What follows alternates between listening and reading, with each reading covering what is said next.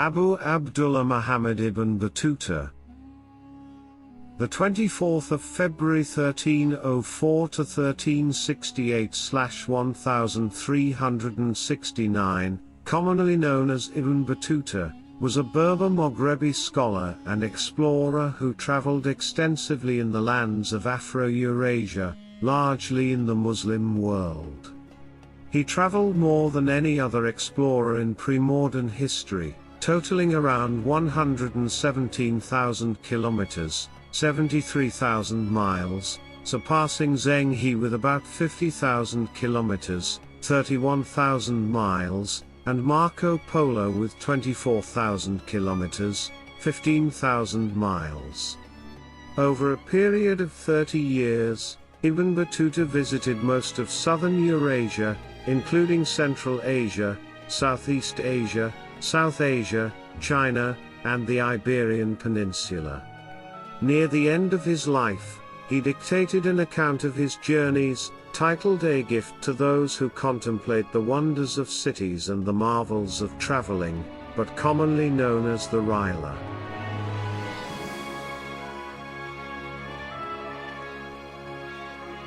Ibn Battuta was born in Tangier, part of modern-day Morocco, on February 25, 1304.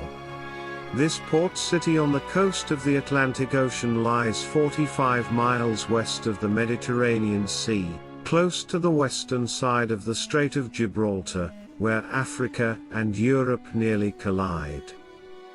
The men in Ibn Battuta's family were legal scholars and he was raised with a focus on education. However, there was no madrasa, or college of higher learning, in Tangier. Thus, Ibn Battuta's urge to travel was spurred by interest in finding the best teachers and the best libraries, which were then in Alexandria, Cairo, and Damascus. He also wanted to make the pilgrimage to Mecca, called the Hajj, as soon as possible, out of eagerness and devotion to his faith.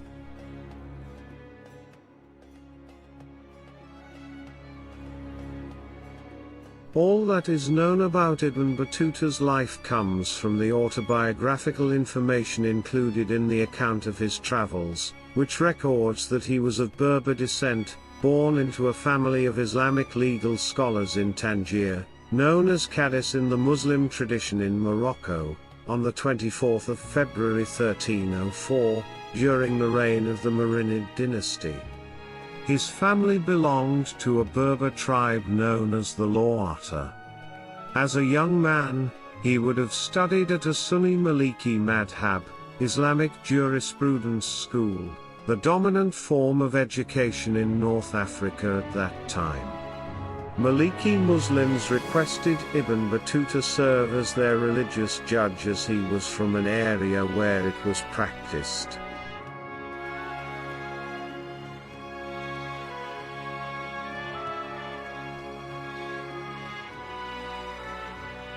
In June 1325, at the age of 21, Ibn Battuta set off from his hometown on a Hajj, or pilgrimage, to Mecca, a journey that would ordinarily take 16 months.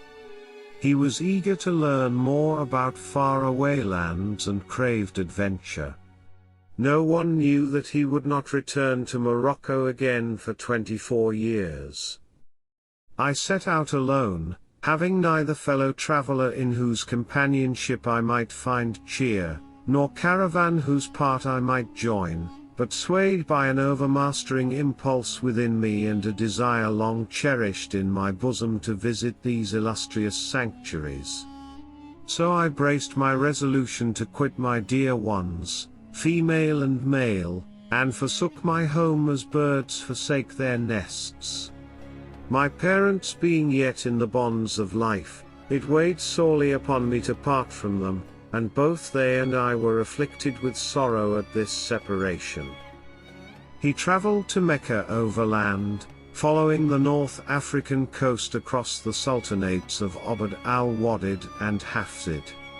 The route took him through Tlemcen, Bajaya, and then Tunis, where he stayed for 2 months.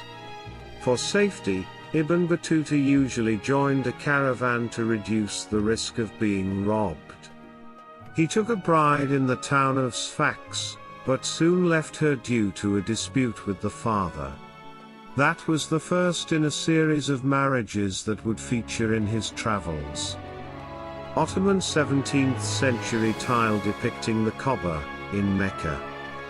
In the early spring of 1326, after a journey of over 3,500 kilometers, 2,200 miles, Ibn Battuta arrived at the port of Alexandria, at the time part of the Bahri Mamluk Empire. He met two ascetic pious men in Alexandria. One was Sheikh Bahanuddin, who is supposed to have foretold the destiny of Ibn Battuta as a world traveler and told him, "It seems to me that you are fond of foreign travel. You must visit my brother Fariduddin in India, Rukunuddin in Sind, and Bahanuddin in China. Convey my greetings to them." Another pious man, Sheikh Murshidi, interpreted the meaning of a dream of Ibn Battuta that he was meant to be a world traveler. He spent several weeks visiting sites in the area, and then headed inland to Cairo, the capital of the Mamluk Sultanate, and an important city. After spending about a month in Cairo, he embarked on the first of many detours within the relative safety of Mamluk territory. Of the three usual routes to Mecca, Ibn Battuta chose the least traveled, which involved a journey up the Nile Valley, then east to the Red Sea port of Adham. Upon approaching the town, however, a local rebellion forced him to turn back. Ibn Battuta returned to Cairo, and took a second side trip, this time to Mamluk-controlled Damascus. During his first trip he had encountered a holy man who prophesied that he would only reach Mecca by traveling through Syria. The diversion held an added advantage, because of the holy places that lay along the way, including Hebron, Jerusalem, and Bethlehem. The Mamluk authorities spared no efforts in keeping the route safe for pilgrims. Without this help, many travelers would be robbed and murdered. After spending the Muslim month of Ramadan in Damascus, he joined a caravan traveling the 1,300 kilometers, 810 miles, south to Medina, site of the mosque of the Islamic prophet Muhammad.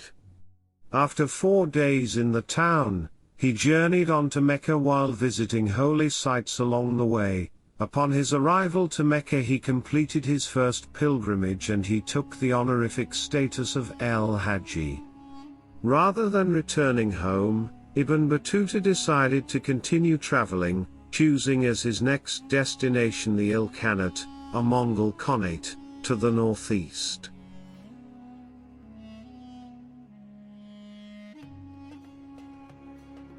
On the 17th of November 1326, following a month spent in Mecca, Ibn Battuta joined a large caravan of pilgrims returning to Iraq across the Arabian Peninsula. The group headed north to Medina and then, traveling at night, turned northeast across the Najd Plateau to Najaf, on a journey that lasted about 2 weeks.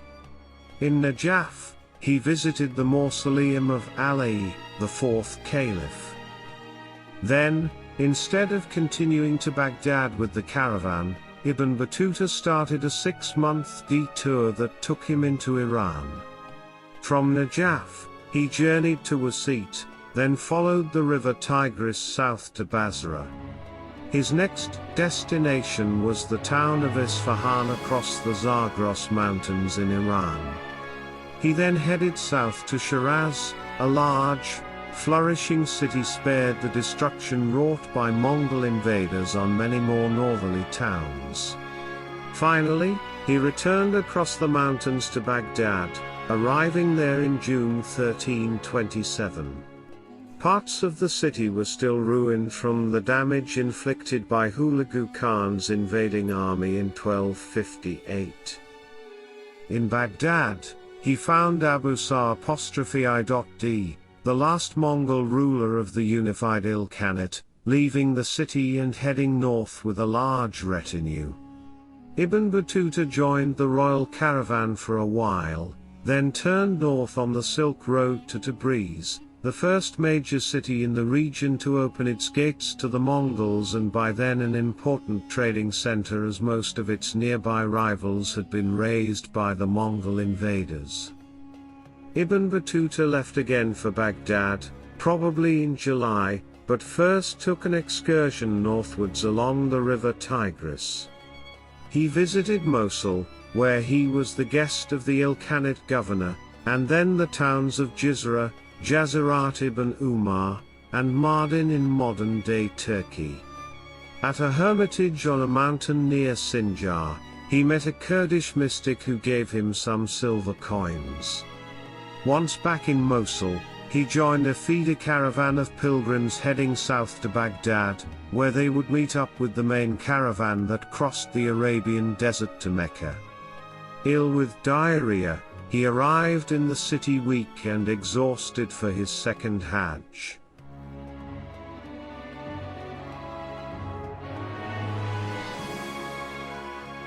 Ibn Battuta remained in Mecca for some time, the Rihla suggests about 3 years, from September 1327 until autumn 1330. Problems with chronology, however, lead commentators to suggest that he may have left after the 1328 Hajj. After the Hajj in either 1328 or 1330, he made his way to the port of Jeddah on the Red Sea coast. From there he followed the coast in a series of boats, known as a jalbar. These were small craft made of wooden planks sewn together, lacking established frays, making slow progress against the prevailing southeasterly winds. Once in Yemen he visited Zubayd and later the highland town of Taiz, where he met the Rashid dynasty king, Malik Mujahid Nur al-Din Ali. Ibn Battuta also mentions visiting Sana'a, but whether he actually did so is doubtful. In all likelihood, he went directly from Taiz to the important trading port of Aden, arriving around the beginning of 1329 or 1331.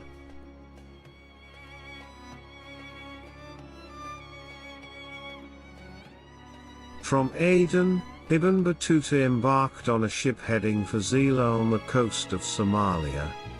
He then moved on to Cape Gaddafi further down the Somalian seaboard, spending about a week in each location. Later he would visit Mogadishu, the then preeminent city of the land of the Berbers, Balad al-Barbar, the medieval Arabic term for the Horn of Africa.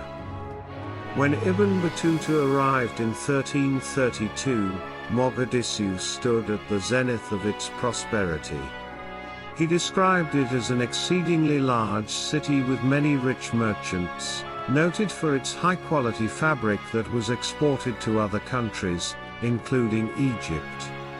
Battuta added that the city was ruled by a Somali sultan, Abu Bakr ibn Sheikh Umar. He noted that Sultan Abu Bakr had dark skin complexion and spoke in his native tongue, Somali, but was also fluent in Arabic. The Sultan also had a retinue of viziers, ministers, legal experts, commanders, royal eunuchs, and other officials at his beck and call. From Aden, Ibn Battuta embarked on a ship heading for Zila on the coast of Somalia. He then moved on to Cape Gaddafi further down the Somalian seaboard, spending about a week in each location. Later he would visit Mogadishu, the then preeminent city of the land of the Berbers, Balad al-Barbar, the medieval Arabic term for the Horn of Africa. When Ibn Battuta arrived in 1332, Mogadishu stood at the zenith of its prosperity.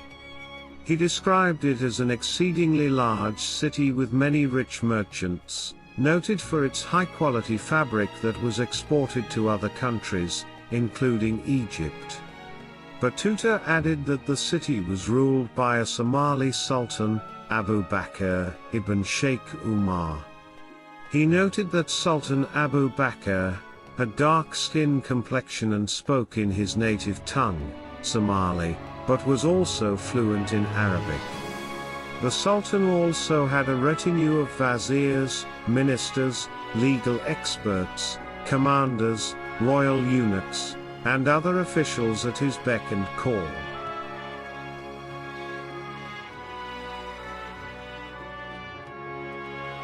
Ibn Battuta continued by ship south to the Swahili coast, a region then known in Arabic as the Bilad al-Zanj, land of the Zanj, with an overnight stop at the island town of Mombasa. Although relatively small at the time, Mombasa would become important in the following century. After a journey along the coast, Ibn Battuta next arrived in the island town of Kilwa in present-day Tanzania, which had become an important transit center of the gold trade. He described the city as one of the finest and most beautifully built towns. All the buildings are of wood, and the houses are roofed with dis reeds. Ibn Battuta recorded his visit to the Kilwa Sultanate in 1330, and commented favorably on the humility and religion of its ruler, Sultan al-Hasan ibn Sulaiman, a descendant of the legendary Ali ibn al-Hasan Shirazi. He further wrote that the authority of the Sultan extended from Malindi in the north to Inhambane in the south, and was particularly impressed by the planning of the city, believing it to be the reason for Kilwa's success along the coast. During this period, he described the construction of the Palace of Husuni Kubwa and a significant extension to the Great Mosque of Kilwa, which was made of coral stones and was the largest mosque of its kind. With a change in the monsoon winds, Ibn Battuta sailed back to Arabia, first to Oman and the Strait of Hormuz, then on to Mecca for the Hajj of 1330, or 1332.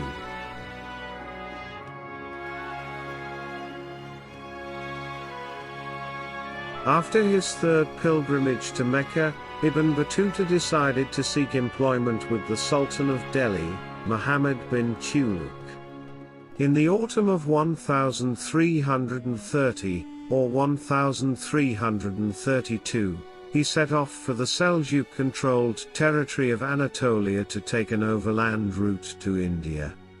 He crossed the Red Sea and the eastern desert to reach the Nile Valley and then headed north to Cairo. From there he crossed the Sinai Peninsula to Palestine and then traveled north again through some of the towns that he had visited in 1326. From the Syrian port of Latakia, a Genoese ship took him, and his companions, to Alanya on the southern coast of modern-day Turkey. He then journeyed westwards along the coast, to the port of Antalya. In the town he met members of one of the semi-religious Fitian associations. These were a feature of most Anatolian towns in the 13th and 14th centuries. The members were young artisans and had at their head a leader with the title of Akil. The associations specialized in welcoming travelers.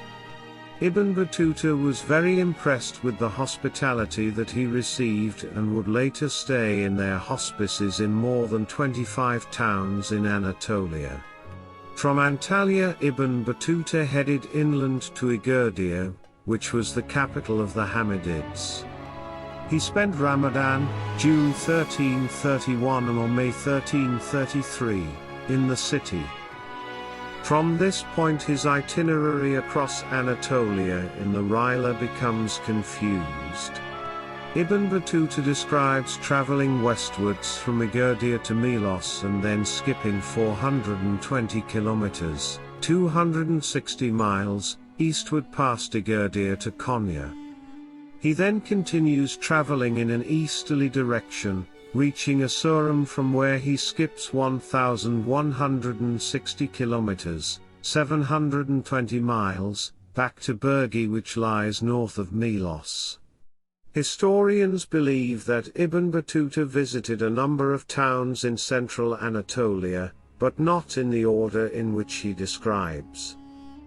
When Ibn Battuta arrived in Iznik, which had just been conquered by Orhan, Sultan of the nascent Ottoman Empire, Orhan was away and his wife was in command of the nearby stationed soldiers. Ibn Battuta gave this account of Orhan's wife: "A pious and excellent woman. She treated me honorably, gave me hospitality and sent gifts." Ibn Battuta's account of Orhan: "The greatest of the kings of the Turkmens and the richest in wealth, lands and military forces. Of fortresses, he possesses nearly 100, and for most of his time, he is continually engaged in making a round of them, staying in each fortress for some days to put it in good order and examine its condition. It is said that he has never stayed for a whole month in any one town. He also fights with the infidels continually and keeps them under siege." Ibn Battuta had also visited Bursa, which at the time was the capital of the Ottoman Beylik.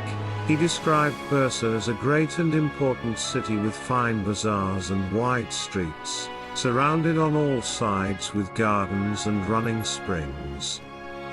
He also visited the Beylik of Aydin. Ibn Battuta stated that the ruler of the Beylik of Aydin had 20 Greek slaves at the entrance of his palace, and Ibn Battuta was given a Greek slave as a gift. His visit to Anatolia was the first time in his travels he acquired a servant. The ruler of Aydin gifted him his first slave. Later, he purchased a young Greek girl for 40 dinars in Ephesus, was gifted another slave in Izmir by the Sultan, and purchased a second girl in Balıkesir.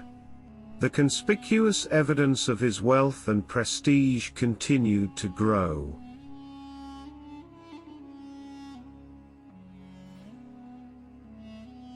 From Sinope he took a sea route to the Crimean Peninsula, arriving in the Golden Horde realm. He went to the port town of Asaf, where he met with the emir of the Khan, then to the large and rich city of Majar. He left Majar to meet with Uzbeg Khan's traveling court, Orda, which was at the time near Mount Bishtau. From there he made a journey to Bolgar, which became the northernmost point he reached, and noted its unusually short nights in summer, by the standards of the subtropics. Then he returned to the Khan's court and with it moved to Astrakhan. Ibn Battuta recorded that while in Bolgar he wanted to travel further north into the land of darkness. The land is snow-covered throughout northern Siberia, and the only means of transport is dog-drawn sled. There lived a mysterious people who were reluctant to show themselves. They traded with southern people in a peculiar way. Southern merchants brought various goods and placed them in an open area on the snow in the night, then returned to their tents. Next morning they came to the place again and found their merchandise taken by the mysterious people, but in exchange they found fur skins which could be used for making valuable coats, jackets, and other winter garments. The trade was done between merchants and the mysterious people without seeing each other. As Ibn Battuta was not a merchant and saw no benefit of going there, he abandoned the travel to this land of darkness. When they reached Astrakhan, Uzbeg Khan had just given permission for one of his pregnant wives, Princess Bayalun, a daughter of Byzantine Emperor Andronikos III Palaiologos, to return to her home city of Constantinople to give birth. Ibn Battuta talked his way into this expedition, which would be his first beyond the boundaries of the Islamic world.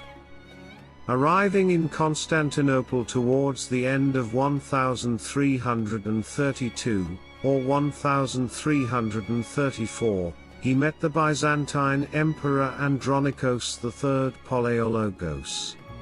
He visited the great church of Hagia Sophia and spoke with an Eastern Orthodox priest about his travels in the city of Jerusalem. After a month in the city, Ibn Battuta returned to Astrakhan, then arrived in the capital city Sarai al-Jadid and reported the accounts of his travels to Sultan Uzbeg Khan, r. 1313 to 1341. Then he continued past the Caspian and Aral seas to Bukhara and Samarkand, where he visited the court of another Mongol Khan, Tarmeshrin, r. 1331 to 1334, of the Chagatai Khanate. From there, he journeyed south to Afghanistan, then crossed into India via the mountain passes of the Hindu Kush. In the Rihla, he mentions these mountains and the history of the range in slave trading. He wrote, "After this I proceeded to the city of Barwan, in the road to which is a high mountain, covered with snow and exceedingly cold. They call it the Hindu Kush, that is Hindu Slayer, because most of the slaves brought thither from India die on account of the intenseness of the cold." Ibn Battuta, Chapter 13, Rihla, Khorasan.